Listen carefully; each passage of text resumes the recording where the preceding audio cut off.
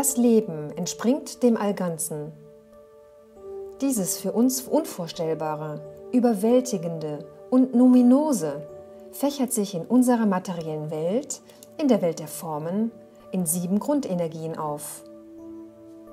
Das eine, das eint. Das zweite, das entzweit. Das dritte, das kraftvoll voranstrebt. Das vierte, das Raum und Zeit aufspannt. Das fünfte, das verbindet. Das sechste, das entgrenzt. Das siebte, das in Bewegung versetzt. Diese Zeilen stammen nicht aus der Archetypenlehre, aber ich fand sie schön und passend für den Einstieg in das 7er-System. Die 7 Grundenergien wirken im ganzen Universum auf dieselbe Weise. Man kann sie auch als Urkräfte bezeichnen. Sie sind im Materiellen wie im Immateriellen allüberall gegenwärtig und unterscheiden sich durch ihre ganz speziellen Frequenzen, die sich klar voneinander unterscheiden. Jede Energie steht also ganz für sich und zugleich ergänzen sie sich zu einem stimmigen Gesamtbild. Am treffendsten lassen sie sich durch die Ordnungszahlen von 1 bis 7 beschreiben. In der Archetypenwelt spricht man also von 1er-Energie, 2er-Energie und so weiter. Diese bewirken das charakteristische Wesen von Materie und Lebensformen, so wie wir sie kennen, aber auch von uns ganz unbekannten Existenzen. Die 7 Energien können in ihrer Reinform materialisieren. Jedoch finden sich in der Regel im ganzen Universum die facettenreichsten Energiekombinationen. Und jedes einzelne Wesen ist absolut unverwechselbar und einzigartig. Lass uns nun einen Blick auf die einzelnen Energien werfen. Da 1er-Energie, 2er-Energie und so weiter doch recht unpersönlich klingt, haben sie von den Autoren der Archetypenlehre Namen und Farben erhalten, die uns ihre Qualitäten und Eigenschaften näher bringen. Außerdem darf ich mich darüber freuen, diese Designs hier in Abstimmung mit Wada Hasselmann entworfen zu haben, die das Verständnis erweitern und fördern sollen. Mein Bild von der Heilerenergie sieht so aus. So habe ich es mir vorgestellt. Als etwas Zartes und Weiches und Liebevolles. Ja, sie kommt da zum Ausdruck, wo etwas genährt wird oder gepflegt wird. Ihr Prinzip heißt unterstützen. Und sie ist ein Ausdruck von Inspiration. Das kannst du dir etwa so vorstellen wie so eine Art emotionale Ergriffenheit, die so von Herzen kommt. Ja, und Himmelblau, das ist ihre Farbe. Das bringt ihr zartes Wesen am besten zum Ausdruck.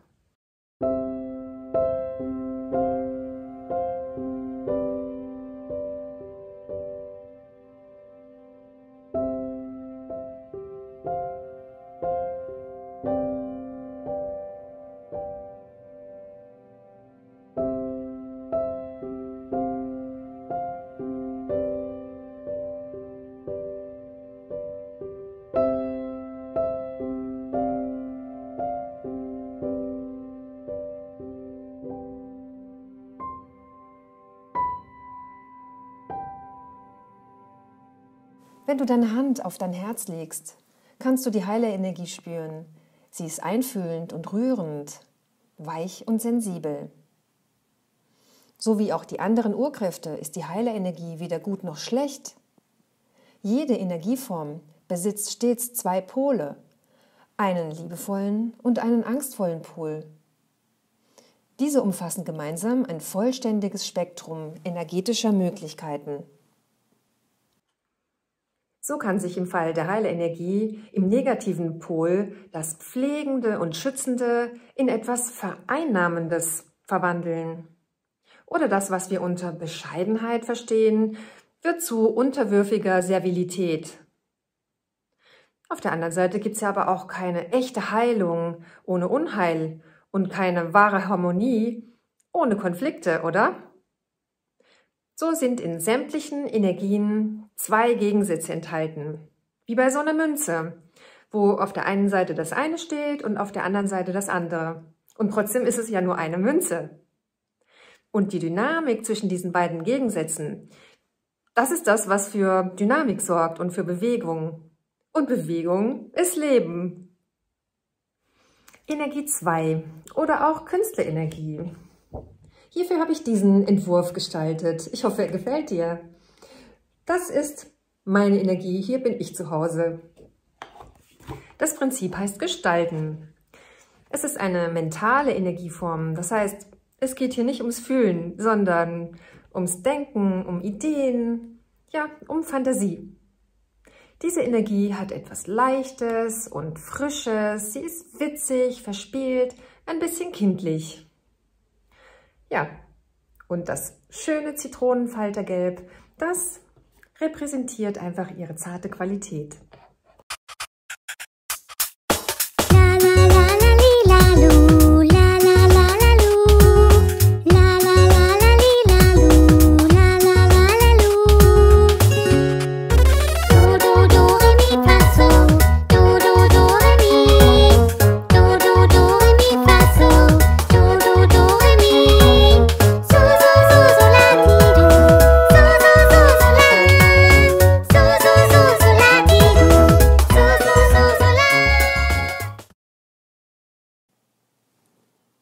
Wer denkt, dass sich Zweierenergie ausschließlich in künstlerischen Werken wie Musik, Gemälde oder Skulpturen ausdrückt, der täuscht sich. Denn jeder Ausdruck von Kreativität ist auf natürliche Weise von Energie 2 erfüllt. Denk an die Natur und ihre Millionen Farben und Formen. Für uns Menschen heißt es zum Beispiel, auf kreative Weise die Kinder zu erziehen oder einen originellen Gedanken zu haben und so weiter. Und auch hier ist wieder der Gegenpol im Paket enthalten, auf dem dick und fett der Begriff Gestaltung klebt. So kann die Künstlerenergie nicht nur Lebensfreude, sondern ganz im Gegenteil auch die allerkreativsten Formen von Zwietracht, Grübelei, Drama, inneren Blockaden oder Destruktivität jeglicher Art hervorbringen. Aber kann es denn wirkliche Freude ohne die Erfahrung von Freudlosigkeit geben? Und bei der Versöhnung, wie schaut es denn da aus? Da gab es vorher einen Konflikt. Beides gehört eben zusammen. Und auch hier sind beide Seiten der Medaille untrennbar und sinnvoll miteinander verbunden. Energie 3, die Kriegerenergie. Ihr Prinzip heißt kämpfen und sie ist ein Ausdruck von Aktion. Die Power-Energie. Sie steht für Aktion und ihr Prinzip heißt kämpfen. Sie ist eine Kraft, die ja quasi wie so eine Faust so in eine Richtung stößt. Und dafür braucht sie stets ein Ziel. Sie ist sehr dynamisch und das ist die Kraft, die den Keimling aus der Erde treibt oder die dich vom Startpult wegkatapultiert. Mein Entwurf sieht so aus. Das Blutrot repräsentiert diese Dynamik und Vitalität. Vielleicht hätte sich jemand auch vorstellen können, dass das so was wie Blitz und Donner ist oder irgendwas Hartes, aber die Form des Wassers, die repräsentiert für mich persönlich am besten auch die weiblichen Qualitäten dieser wunderschönen Energie.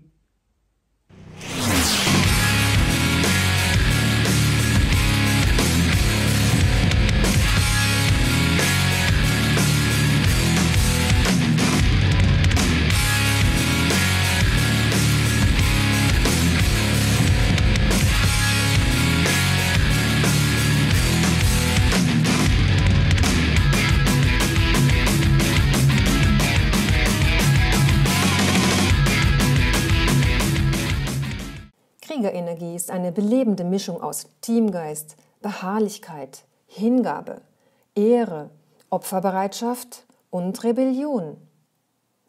Und wer für etwas kämpft, will auch als stolzer Sieger oder Siegerin dastehen. Im negativen Pol kann sich die Kriegerenergie allerdings als Gewaltneigung zeigen oder als Scheitern darstellen. Aber nie ist ein Sieg süßer als im Kontext einer Niederlage. Nie eine Tat wertvoller als durch ein wahres Opfer. Beachte bitte, dass ich diese ganzen Energien so mit der Künstlerbrille auf der Nase und mit menschlichen Beispielen vorstelle.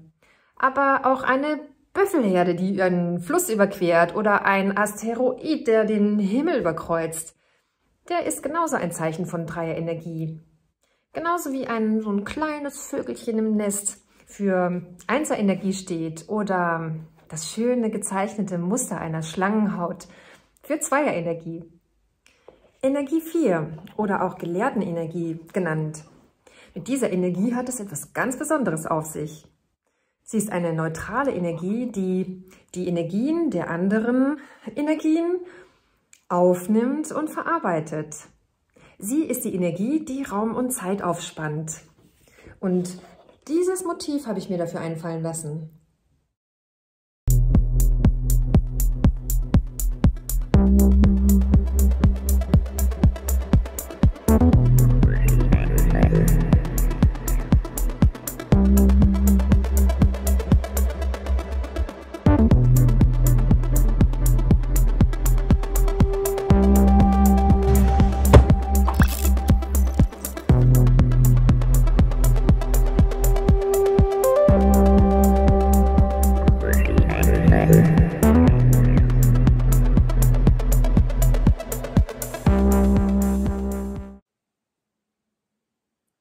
Wie du auf dem Bild siehst, steht sie an einer ganz eigenen Position, nämlich exakt in der Mitte zwischen den anderen Energiesträngen, die sich wie zwei Arme von ihr ausbreiten.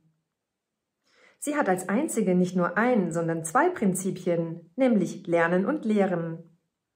Sie ist ein Ausdruck von Assimilation, einem anderen Begriff für Stoffumwandlung, und hat die Farbe von frischem grünen Spargel, nein, Gras. Du kannst Gelehrtenenergie in dir spüren, wenn du ganz still wirst und innehältst. Die bewusste Wahrnehmung deiner Gegenwärtigkeit, die du rein körperlich ohne jeden inneren Kommentar erlebst, das ist Gelehrtenenergie. Sie ist wirklich völlig neutral, ausgeglichen und absichtslos. Ein solcher Stillstand kann allerdings auch zur Erstarrung führen. Eine perfekte Ordnung braucht auch das reine Chaos als ausgleichenden Faktor. Da denke ich doch gleich an einen zerstreuten Professor. Und dabei fällt mir auf, dass ich die ganze Zeit hier ohne Licht drehe. Energie Nummer 5. Die Waisenenergie. Sie ist sehr expressiv und ihr Prinzip heißt mitteilen. Stell dir vor, du trittst an einem schönen, warmen Urlaubssommermorgen auf den Balkon und möchtest die ganze Welt umarmen. Oder denk an ein Paar, das schwungvoll durch einen ganzen Saal tanzt. So fühlt sich Waisenenergie an. Sie möchte alles und jeden miteinander verbinden und kommunizieren. Für die Waisenenergie habe ich mir dieses Bild hier überlegt. Das schöne Sonnenblumengelb, das ist die Farbe der expressiven Waisenenergie.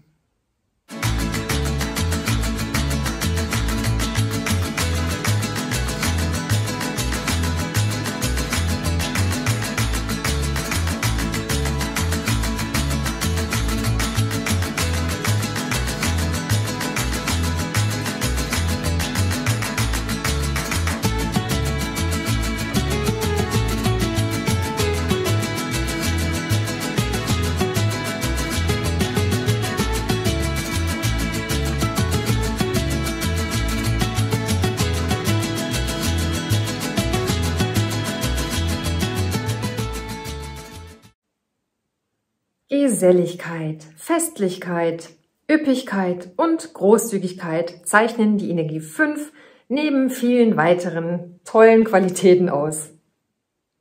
Sie kann sich allerdings auch in Gier und Maßlosigkeit äußern. Ihre Mitteilungsfreude kann in Bevormundung umschwenken. Und statt weiser Worte können leere Floskeln das Zeichen einer angstvollen Kommunikation sein. Denn wie du inzwischen weißt, kann eine Energie ihr wahres Potenzial nur im Spiel der beiden Pole entfalten. Und das gilt natürlich auch für die Waisenenergie. Die Energie Nummer 6 oder auch Priesterenergie genannt. Sie ist die transzendierende Energie, das heißt die unsere Vorstellung übersteigende Energie. Durch sie kommt das Göttliche in die Welt. Sie ist erhebend und leidenschaftlich. Aber sie ist auch ernst und still.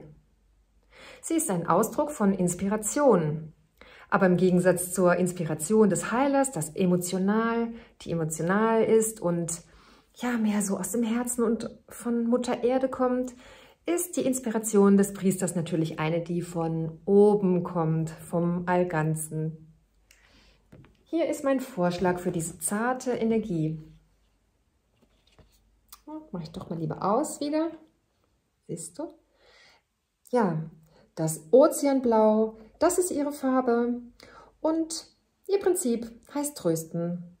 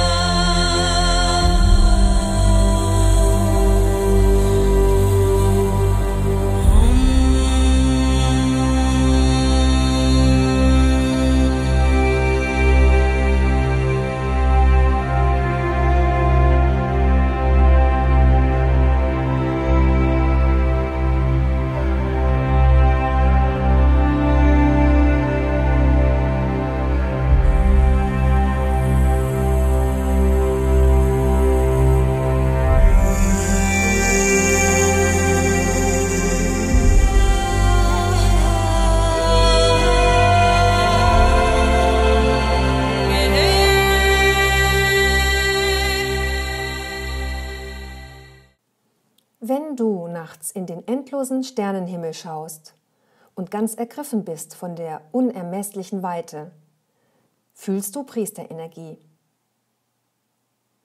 Sie erzeugt ein Gefühl von Entgrenzung und Jenseitigkeit.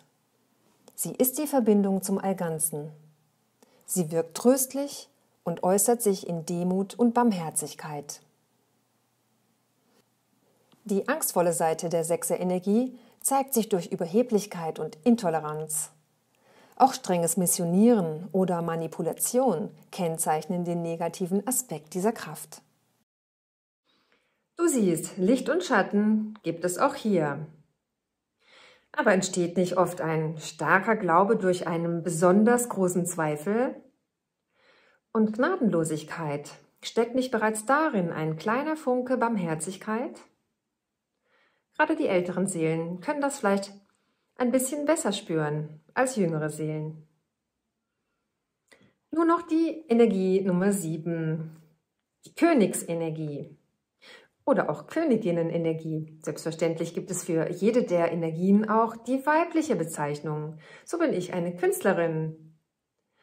Die Nummer 7 ist natürlich eine ganz besondere Energie und ich habe mir folgendes Design für sie überlegt. So sieht es aus.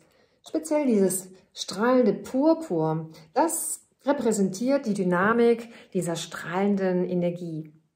Es macht mir einfach Spaß, für diese ganzen Energien diese Bilder zu entwickeln. Und wenn du in meinen Filmen irgendwo kleine Animationen siehst und so Filmchen, die habe ich auch alle selber entwickelt, ganz einfach, weil mir das Spaß macht.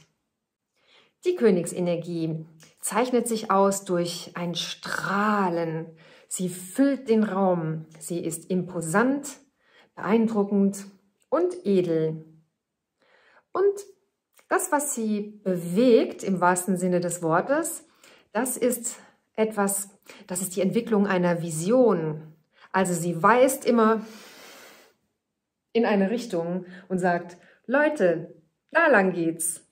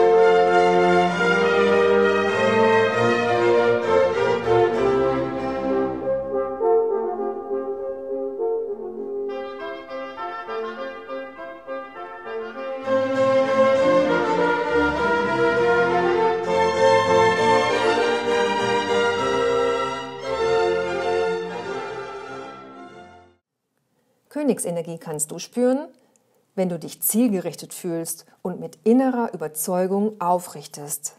Ein Gefühl von Stärke, Würde und Tatkraft.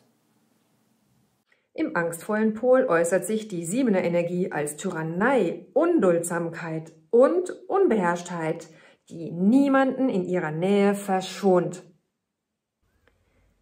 Nun hast du die 7 universellen Grundenergien ein wenig näher kennengelernt. Aber natürlich gibt es noch eine ganze Menge mehr darüber zu entdecken. Zum Beispiel im zweiten Teil des Videos. Dort erfährst du, auf welchen Ebenen die 7 Energien organisiert sind und welchen Zweck das hat. Falls du mich und meine Arbeit für die Archetypen gern unterstützen möchtest, würde ich mich wirklich sehr freuen, wenn du meinen Kanal abonnierst und den Videos ein Like gibst. Die 7 universellen Grundenergien werden dir in der Archetypenlehre wirklich überall begegnen. Schau doch vielleicht auch mal das Video an über die Seelenrollen, denn mit der Seele, die du hast, repräsentierst du auch eine dieser 7 Energien als Heiler, als Künstler, Krieger oder wer weiß. Viel Spaß beim Herausfinden!